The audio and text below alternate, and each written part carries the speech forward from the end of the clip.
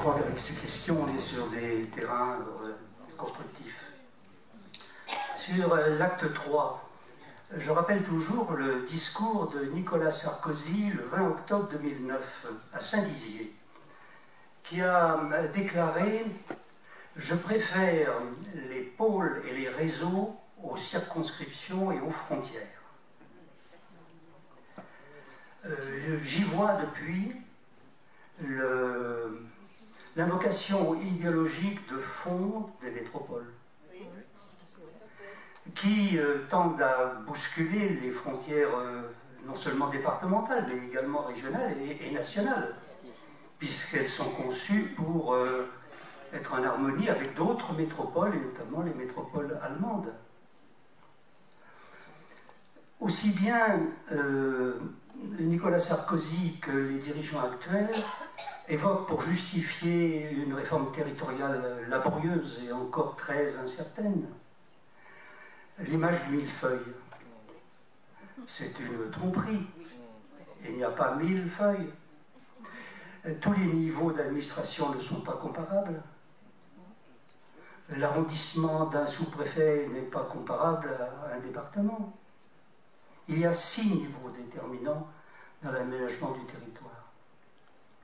La commune, l'intercommunalité, le département, la région, la nation et l'Europe.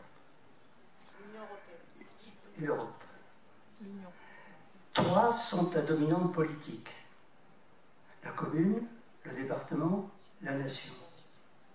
3 sont à dominante économique. L'intercommunalité, la région et l'Europe. En démocratie, qu'est-ce qui doit l'emporter? Le politique sur l'économique ou l'économique sur le politique? Ma réponse personnelle, c'est le politique sur l'économique. Alors, on n'est pas arrivé au bout de la décentralisation. En 8 jours, Manuel Valls a affirmé qu'il était pour la suppression des départements, et puis 8 jours après, qu'il était pour le maintien des départements. Ils divaguent assez largement sur cette question. Le poids des barons locaux pèse contre le pouvoir central et celui-ci change de solution constamment.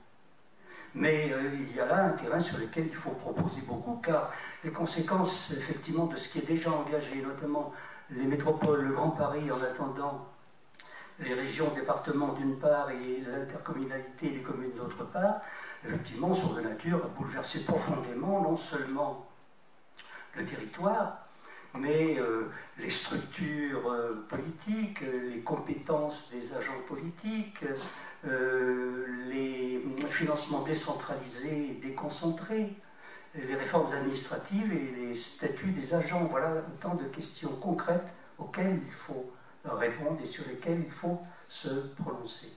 Et ça n'est pas facile de savoir, par exemple, comment on concilie le principe d'unité de la République, de son indivisibilité, et puis l'article 72 de la Constitution sur la libre administration des collectivités territoriales. J'ai eu à me poser cette question lorsqu'on a créé la fonction publique territoriale dans son statut actuel. Les élus ont mal reçu l'arbitrage que j'ai fait à l'époque. Et ils ont repris la main en 1987 avec une loi, dite loi Galland. Aujourd'hui, ils reviennent vers une conception plus statutaire. Vous voyez, la démocratie, c'est quelque chose qui bouge, qui est à la fois technique et qui nécessite beaucoup de débats. Sur la question posée par Jean-Paul Scott, je suis tout à fait d'accord. Pourquoi on ne met pas le mode de scrutin dans la Constitution? C'est parce qu'il est très simple si on dit proportionnel. Voilà, ça aurait valeur d'un principe. Si on veut le rendre compliqué, alors évidemment on ne peut pas figer un mode de scrutin compliqué dans un texte constitutionnel.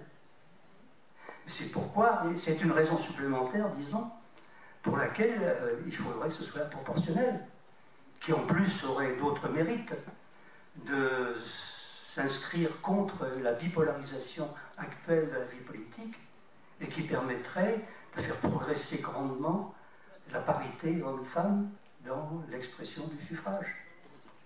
Alors, la souveraineté des travailleurs me pose un problème. c'est un peu le même problème que celui du gouvernement économique, qui est évoqué quelquefois. Est-ce que l'on peut dériver du politique sur l'économique avec les mêmes mots? Est-ce qu'on peut parler de souveraineté au sens de celui qui a l'état de droit, qui bat monnaie, qui donc exprime une maîtrise totale et par définition politique, et faire glisser ce concept de souveraineté vers l'économique, voire le social?